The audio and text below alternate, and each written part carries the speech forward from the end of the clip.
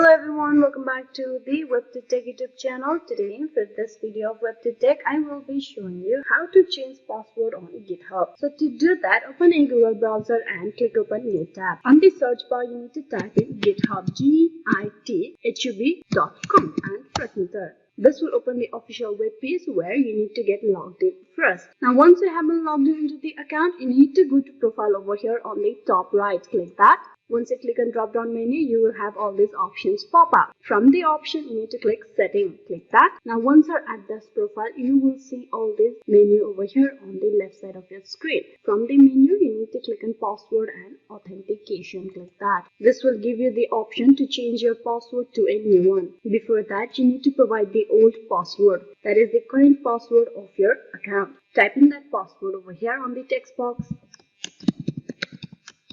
And then you need to type in new password.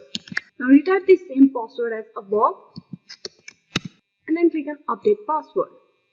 With that, your password change process is completed. You can see the notification on top. So this is the way how you can change password on GitHub. Hope this video was useful. Please like and subscribe the WebToTech YouTube channel. Thank you for watching till the very end.